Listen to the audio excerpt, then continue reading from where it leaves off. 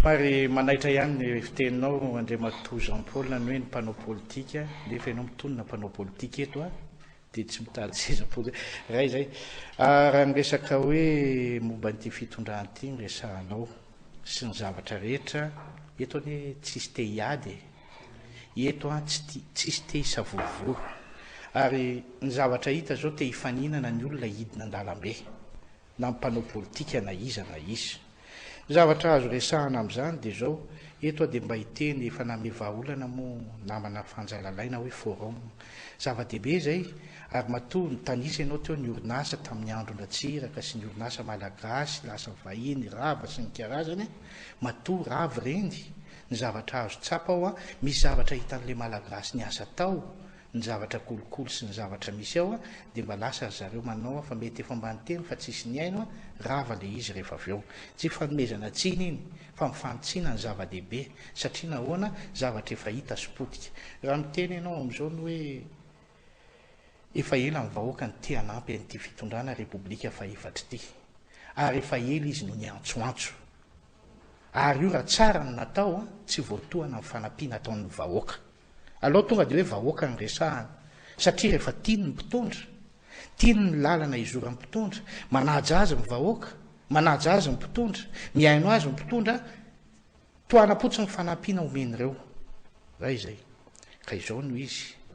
na inona ho resahantsika na inona ho resahantsika dia averiko ny any hoe efa ela ny te hanampy an'io fitondrana io vahoaka io a fa sakana n'le fitondrana tsy hanampy azy satria nahoana malaina ho ampiana angamba kanefa tsy mahovoka akory tsy misy fiatraikany dia eto ohatrany hoe leonareo mihainao an'ity hoe prime ministre intelo miova avy eo anatin'ny repoblika anankiray hatramin'izao mandambola voany amin'ny fahafiry zao efa hiditra fahatelo telo taona rehefa kelikely efa taona rehefa kelikely zany rehetrarehetra zany ka izao no izy mba niteny ny tato ny vahaolana forum zany re mba hiteny eto a manaja anao Andriamatoa filoha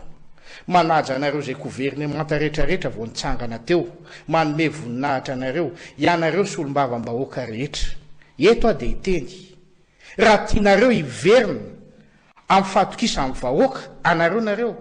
ka vonina andray mifanampiana ty amin'ny vahoaka ka anandratra avo aingakaingana satria ianao miteny hoe mila amboarina aingakaingana mila hiazakazahana ka vita amin'ny vahoaka miazakazaka manandratra ny Madagasikara miaraka mitondra raha izao ny atao